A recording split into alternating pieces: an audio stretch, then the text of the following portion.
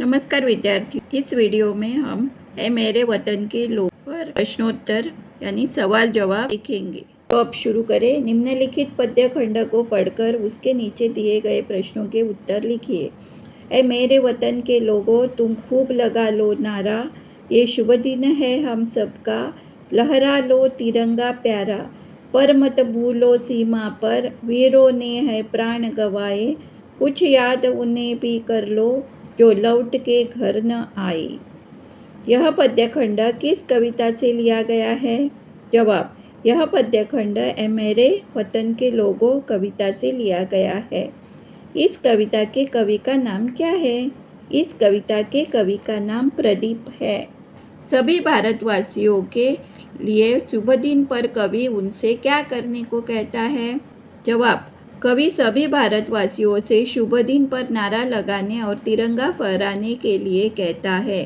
वीरों ने कहाँ प्राण गंवाए हैं? जवाब, वीरों ने देश की सीमा पर प्राण गंवाए हैं।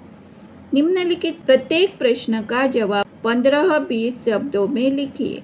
जब देश में दिवाली मनाई जा रही थी तब सीमा पर सैनिक क्या कर रहे थे? जवाब, जब देश में दिवाली मनाई जा रही थी तब सीमा पर सैनिक खून से होली खेल रहे थे।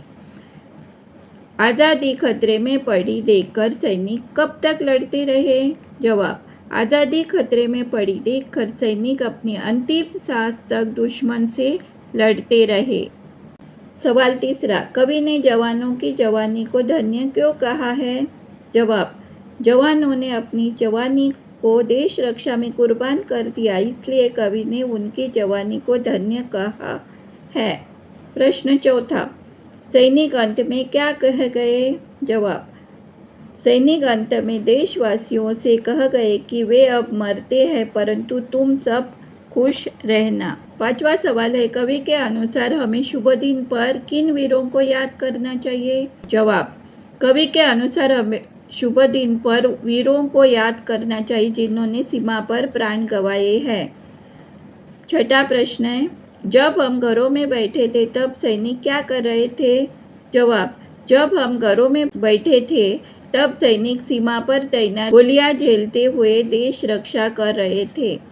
सातवां प्रश्न, अमर बलिदानी किस पर माथा रखकर सो गए? जवाब, अमर बलिदानी संगीन पर माथा रखकर सो गए। आठवां प्रश्न है, पर्वत पर गिरने वाला खून किसका था? जवाब, पर्वत पर गिरने वाला खून हिंदुस्तानी था।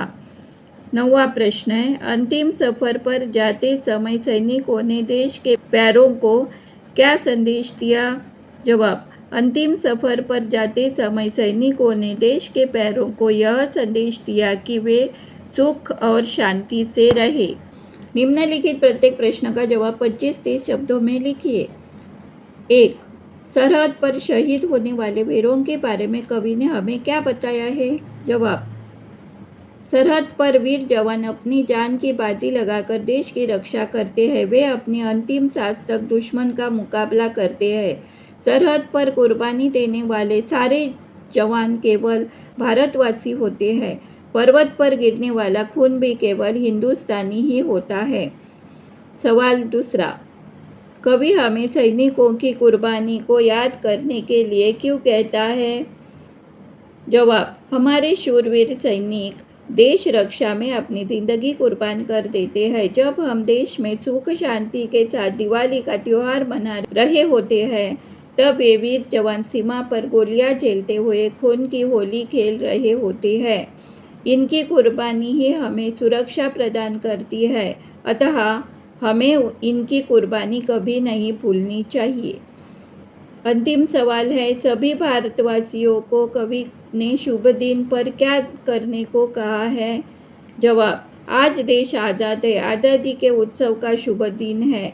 हम तिरंगा फहराकर जय हिंद का नारा लगाते हैं। ऐसे शुभ दिन हमें उन वीर सैनिकों को नहीं भूलना चाहिए जो लौटकर घर नहीं आए। उन्होंने अपनी जिंदगी की कुर्बानी देकर हमें यह शुभ दिन दिखाया है। ऐसे दीवाने और अभिमानी सैनिकों की कुर्बानी हमें नम आँखों से याद करनी चाहिए। धन्यवाद।